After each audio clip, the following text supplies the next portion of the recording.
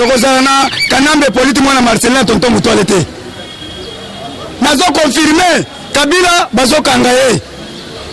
Kabila sali mabe ya trop siboyoki bino nyonso 80 commando bakiti basi ba ciblé Kingakati nazo sinele bino Kingakati ciblé Kabila kimi Kingakati azala GLM bazo informer biso source sûre tala baanera ngo banani bamura ngo lelo bayete balandinga tina ndaku nalobi nani ayebisi bino awo toza infiltré makasi balobi tala biso kuna na GLM bazobongisa bamunition po tobeta na janvier yako kende kolakisa biso secrétaire Kabuya balobi yonde okutanaka na ye nalobi nani alobi o bapesi biso adresse tala bakombata bopesaka adresse pamba te nga mpe na bangaki te na sololi na bango nayebisi bango tokutana na kokende akile droit na kotika bino balobi na GLM tozala bamilisio kosakana te na bakavu Kabila eza wana bokende borekipere yango balobaki makambo solo na GLM tozo annonce balobi il faut à partir le 1er janvier poudrer Kinshasa Kabila a signé Yoma mais Kabila a signé Yoma na nani na États-Unis d'Amérique ok et ça non événement pourquoi parce que mai etondi Kingabo mai etondi bakona boyoki le général Luyoyo ba sanctionné lobby ye muto betisi masasi na gouverneur na Kasumbalesa babomi 4 combattants bakangi nani kaka John Numbi akia sanctionné ye batindi ye bazoluka ba créer piscose zala maele awa toye kosala désordre te tozotela bango désordre kouta wa 4 combattants tués boyoki lisanga bonganga lelo azokende na ndako ya Malili kuna na prison na 10 heures awa atiki biso eza sengo te toyoki Ali Bongo bakutanaki na président 11 président basali Copac wana balobi eza communauté des états de l'Afrique centrale pour châtier les terroristes terroristes tozoloba sanction euti awa te sanction euti na Afrique centrale euti na États-Unis balobi pe victoire ya salaka ba mapa mena butu ayibaka iranium akotisaka manduki pe victoire bakangi soko sala kota pe victoire yiba na yo kima po entreprise wana kufi déjà tozana Congo futur omoni bibende bayaka na ngwana lukuta ba terrorisme balobi bazo signaler biso tozo dévoiler ba secret tout na bandalungwa ba terrorisme batondi na kati ya Oasis ba fenêtre fongo makate toza bato bazolola kuna balobi boya bato baza plein kuna me bafongola ba fenêtre te na Oasis kala mingi te tozokende lumbe tokofongola ba fenêtre to récupérer bango nyonso le Rwandais bakini yeso bayeko batama awa siko tozobanda recensement qui est Rwandais qui le pas ndeko ozana zolo mulai bandako cha glace tozokanga bino tout cha glace boy na zolo ezolo kita ozana mwasi kondisa bassin parce que tokanga bino ndezo siboyoki depuis lobby 400 Rwandais na walungu bazongi Rwanda bazongi sibango FARDC loko makasi FARDC bravo FARDC bazobunda bitumba boyoki basali lobby ba inauguraki usine ya farine de manioc na Goma ba inaugure usine tokobanda kosala farine awa oya mino Kongo lisusu te ya bandoki bakorisike kotiela biso ba poison tokufa po bazana motema mabe akosakana te Al-Qaïda yango tozoloba boye mes chers amis boyoki Félix azo reconnaître 4 services na Kasumbalesa Kasumbalesa toyoki balobi to dénoncer partout combattant aux bureaux tout averti kala mingi te ozobanda musala muntu okosote ke o bato basima bandaki musala non tozozela arrêté ministériel ebima arrêté wana kozala officiel soki bapromige yango ale biso nyonso toke mosala okozala la carte na yo oza na epa balibanais oza liso ya mokonzi ozozwa $500 komata likolo eza esengo te biso toye te mpona totelemela mokonzi ya mboka biso toye koapuye mokonzi ya mboka mpo mwana na ngai azotanga gratuité de l'enseignement nasi na bénéficier déjà vrai ou faux Boshap na Shadari bazokanga bango mandat d'arrêt sekiti Boshap na Shadari crime contre l'humanité et qui Suède azo dépêché ba militaire bakokota Boshap tina kati ya ndako ndeko tozala prudent tozala ozage même Flori Mboui alandaka biso chaque jour ayebi makambo tozoloba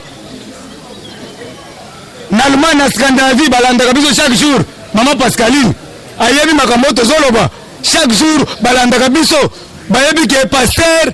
Gili azana deuil yango tozo continuer parce que ba orateur bazebele président beta biloko yebisa bana poto IDPS viva viva combattant bomba combattant et combattante bonjour combattant topé sibino merci mingi mais lelo boyoki ba information par-ci par-là combattant ya biso musala kosala ezali lisu likolo ya nini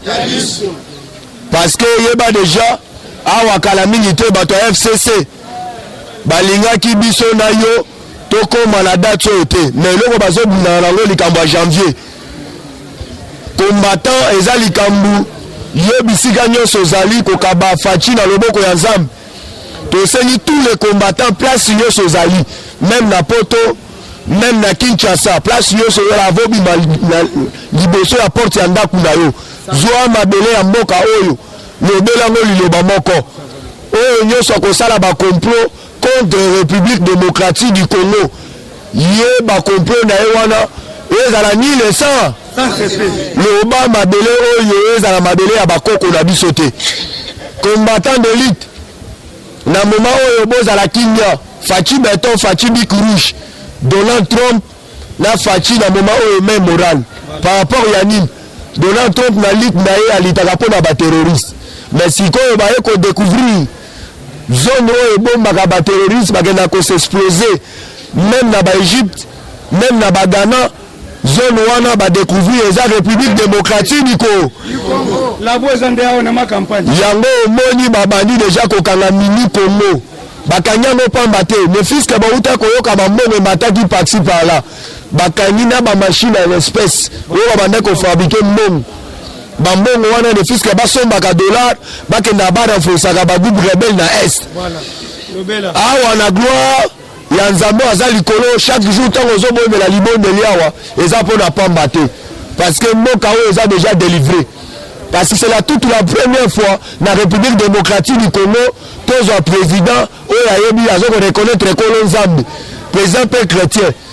il fallait place nyonso bozali yeba déjà mboka oyo eke déjà na renaissance ya sika yango faci alobaki clairement ade 2020 eza année oyo tobengaka ya baaction wana yango napesi longonya na ndeko na biso oyo tozobenga oyo aye na bainvitation ya bashadari ndeko na bango moko bazalaka na bango babanda kolia na bango moko Luzolo Bambi awa na minute na Kinshasa et puis tozotia lutte contre la corruption Luzolo Bambi bokoyoka ngo nomination lutte contre la corruption eloko esali biso passe ministre ya justice akenda ko représenter Congo na kati ya Dubaï na sommet moko ya lutte contre la corruption batuni ye question ete a expliquer discours ya Faci yayebi yango te IDPS viva yango zalobi na mboko foto luka barangière bazala wana ba expliquer quand même discours akomi ko sema na intervention na Kinshasa tala soni munene combattant d'élite na moment oyo na sepe na langage wa ministre ya justice oyo alobaki alobi na ye na sommet oyo parce que bango babandaki koloba mingi selon discours ya chef de l'État alobaki lutte contre la corruption akolimbisaka ata mutu moko yango topesi bravo na Faci beton ayeli biso batechnologie ya sika oyo biso bakongolais tokoprofitaka yango na République démocratique du Congo yango combattant bisiko ozali toana besoin partout nyonso ozali il fallait kozala lisu makasi boza lokola ba communal oyo partout okendaka na ba cité par-ci par-là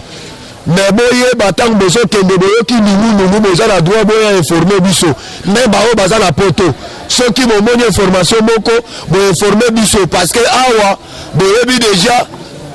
eza lokola lisano oyo fachi ayebisaka biso boye nga nazali ngando nga naza ngolo tovandaka na ngando na mai ngando déjà akufaka yango président vendredi matanga ya moko oyo ya Kabila bando kumba na moto asalaki accident matanga ezobima vendredi parce que motard wana asalaki accident na nzela ya Bakongo parce que toyebisaki Kabila akokufa na liwa ya DJ Rafate Zamba batela ye pote tosala ye mukama afuta na peine ya liwa oyo aboma peuple congolais. Gloire à Dieu na sepeli na basédois représentant moko ya sédois oyo ya droit de l'homme akendaki kofunda ndeko tozobenga Shadari mpona likambo ya des experts mais balobi d'ici bientôt bazotinda Interpol na kati ya ville ya Kinshasa po baya kosala Shadari mukama biso tozotuna Shadari deboke ezawa combattant hyperkete alobaki ye moko akobeta bato yango ye moko ezwi na mbanga combattant bozala calme mais mo bouta koyoka soi-disant muto tozobenga malini lota baluka sutuka ake avandi na poto mbula na mbula eloko aye kofingisa biso bakongole a cause ya ndeko Bokechu oyo apasolaki drapeau ya mboka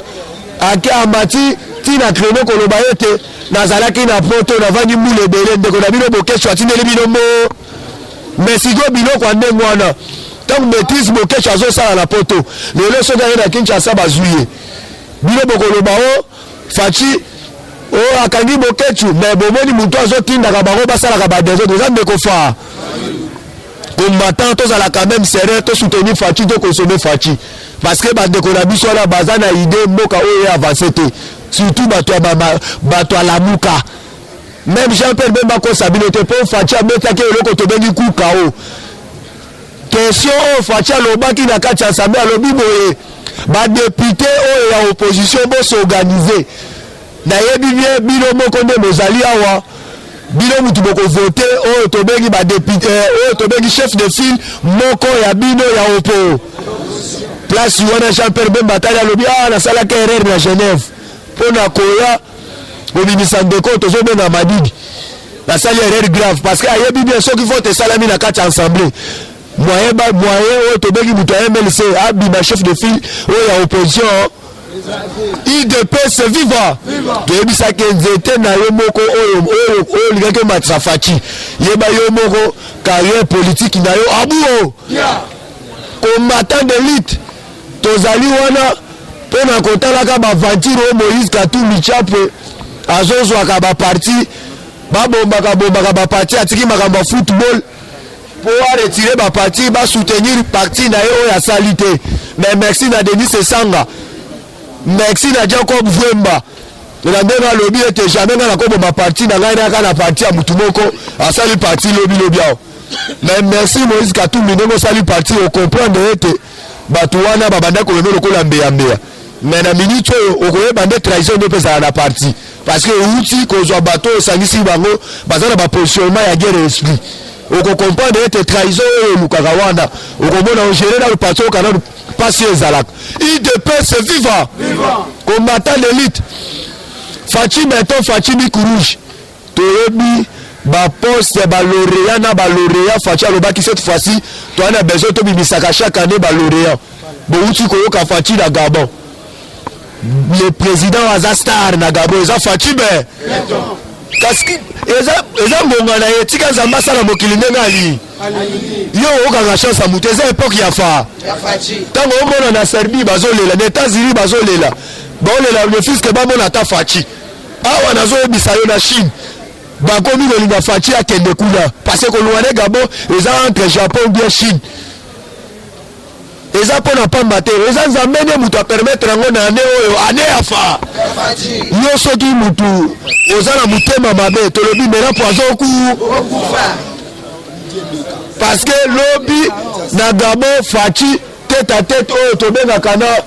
Idriss Déby azongunzama soki otali combattant natali nalobi faci kembo na yawe alleluya combattant yango tolobi boye faci nzambe me moto azoede à cause ya prière à cause ya chaque jour soki namoni quand même nakomi na liberté kotambola na kimia nalobi na nyonso polisi akomi lokola camarade polisi atiki komela zondodo parce que balaki ye 400 000 francs na année oyo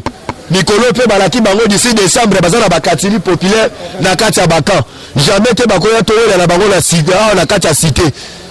toyelela bango na basupermarché tosombaka biloko parti par là mais ne fût que combattant toza wana mpona kosoutenir mokonzi ya mboka parce aye kovalorize oyo tobengaka intérêt général ya peuple corps combattant nalobi il paraîtrait à partir ya lobi Faci auti kolongola oyo tobengaka 10 généraux une de paix se vivra yango omonaki général oyo tobengaka Célestin Mbala asalaki lobi bapermutation même na baprovince nyonso oyo tobengaka bacommandant du camp oyo tobengaka ya force armée ya biso ya congolaise merci na Faci na ntango tokoki kopesa bino bakombo na bango lobi eza bisika yebe yango omonaki raison ndeko na biso tozobenga oyo ya vita oyo bobengi tango malini yango omonaki alingi atekela ekipe ledia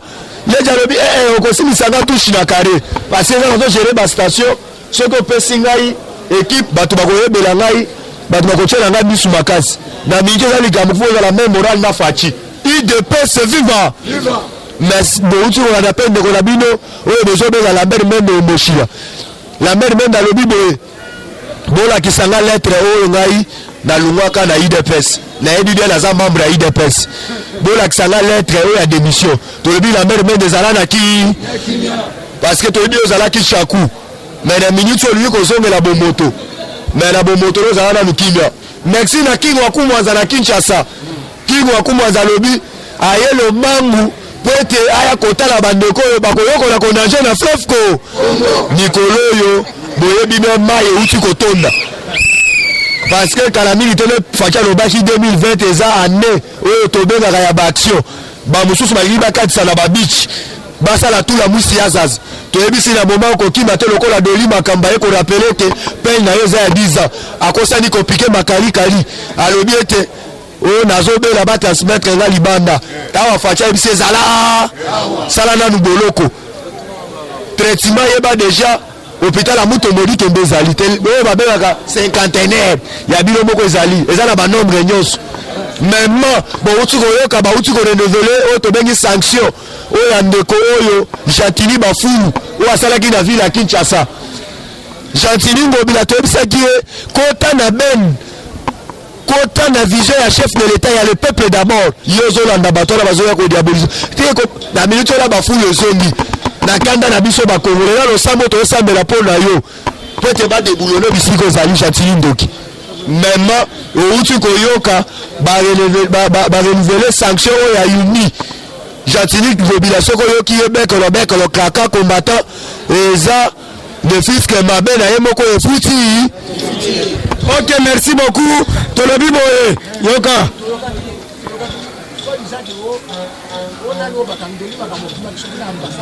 te azana ngalema.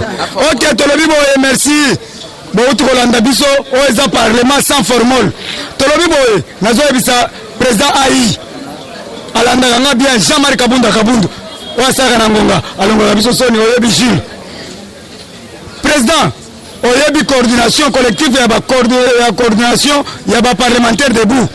oyo barangaka chaque jour mais bino wana bozosala bavoyage olie bozwa Jules olie bozwa Théo olie bozwa Miyake bakende sensibilisation bino bozozwa bameli masanga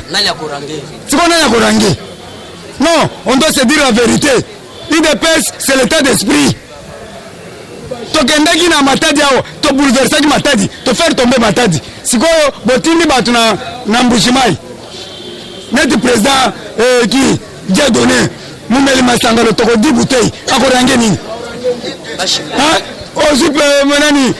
ozozwa bato ozozwa biso tozosepele nango te toza coordination baparlementaire debout Kabunda yokela biso parti les esprits